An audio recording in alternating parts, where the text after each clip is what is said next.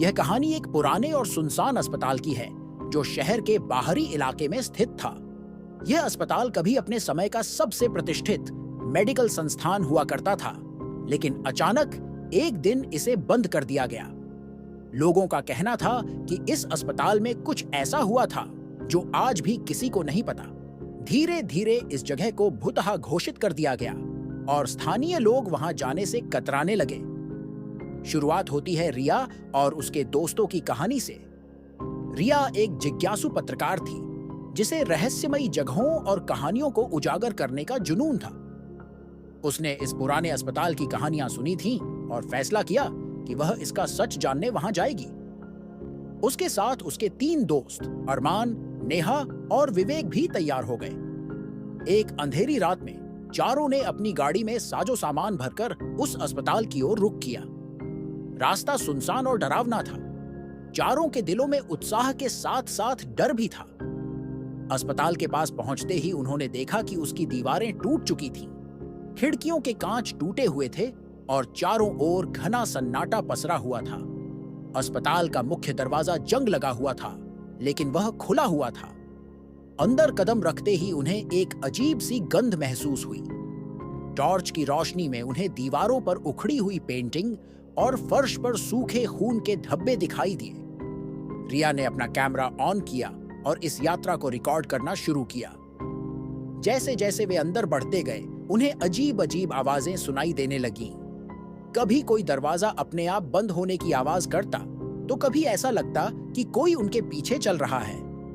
विवेक ने मजाक में कहा, शायद यहां कोई डॉक्टर अब भी अपना ऑपरेशन पूरा कर रहा है।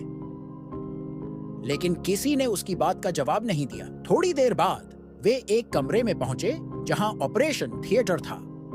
कमरा बिल्कुल ठंडा था, जैसे वहां किसी ने अभी अभी एसी ऑन किया हो। कमरे के कोने में एक पुराना स्ट्रेचर पड़ा था जिस पर जंग लगी हुई थी।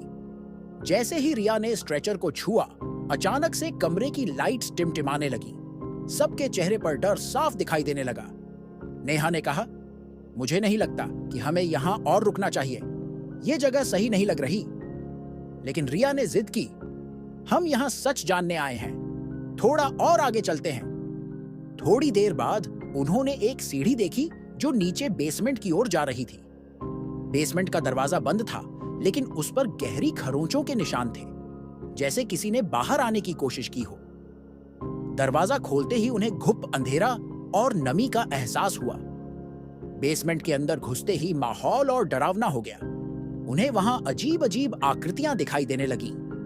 ऐसा लग रहा था जैसे दीवारों पर छायाएं नाच रही हों। अरमान ने टॉर्च की रोशनी में दीवारों को देखा तो पाया कि वहां किसी ने खून से अजीब अजीब आकृतियां और मंत्र लिखे थे।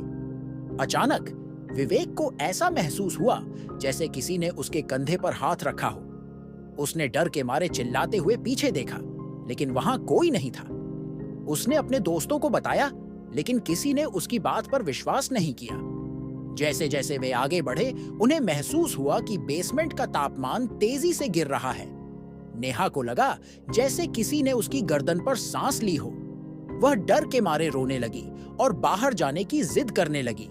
लेकिन रिया ने कहा, हम यहां से खाली हाथ नहीं जा सकते, हमें कुछ ठोस सबूत चाहिए। तभी उन्हें एक कोना दिखाई दिया जहां एक पुरानी अलमारी पड़ी थी। अलमारी के पास पहुंचते ही उन्हें किसी के रोने की आवाज सुनाई दी। रिया ने साहस जुटाकर अलमारी का दरवाजा खोला तो वहां एक पुरानी डायरी मिली। उस डायरी पर खून के धब्बे लगे थे। रिया ने डायरी को उठाया और पढ़ना शुरू किया।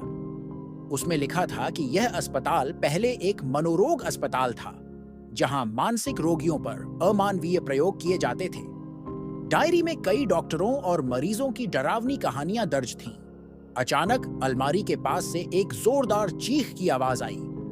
चारों ने पलटकर देखा तो उन्हें एक काली आकृति दिखाई दी जो तेजी से उनकी ओर बढ़ रही थी।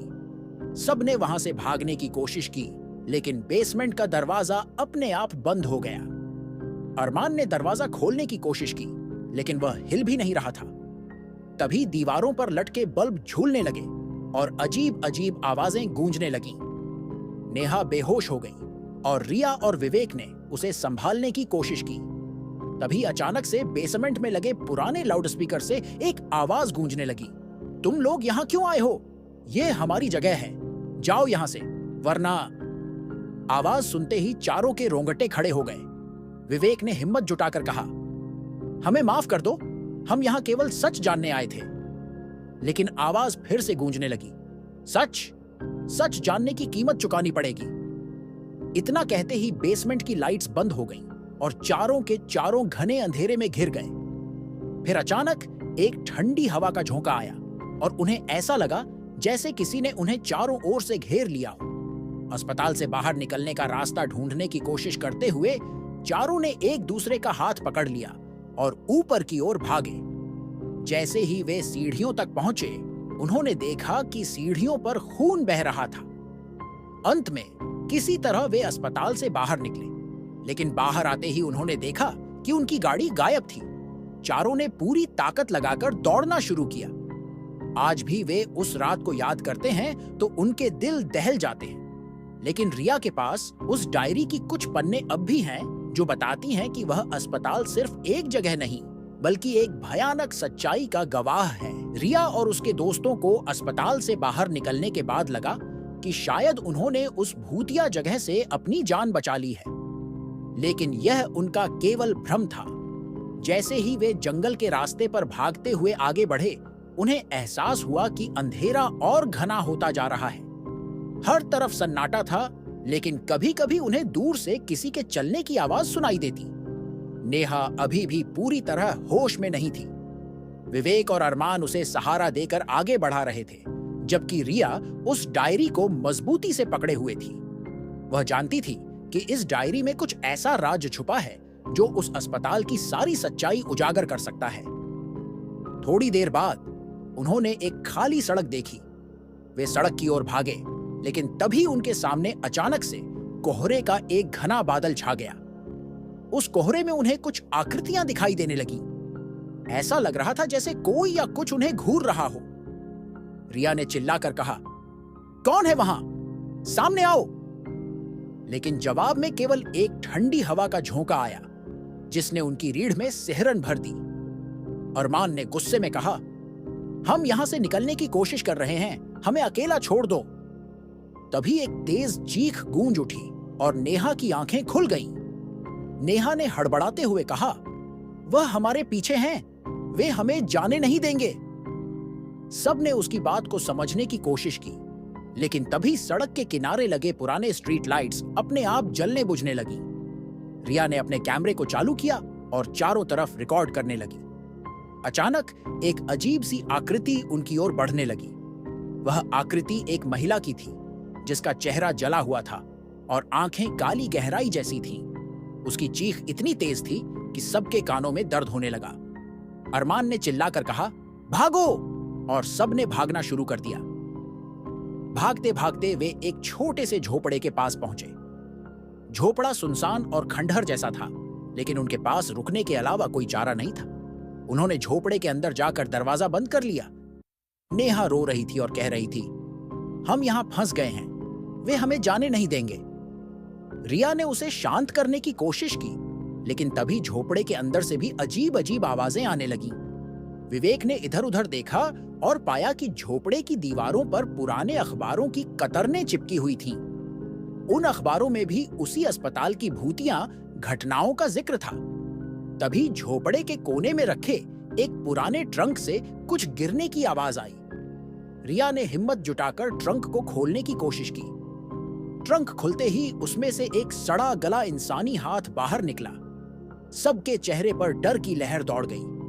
रिया ने कहा, यह सब कुछ आपस में जुड़ा हुआ है। यह अस्पताल और इसके आसपास की जगहें किसी भयानक रहस्य से घिरी हुई है। तभी झोपड़े की खिड़कियों पर किसी के नाखूनों से खरोंचने की आवाज आने लगी।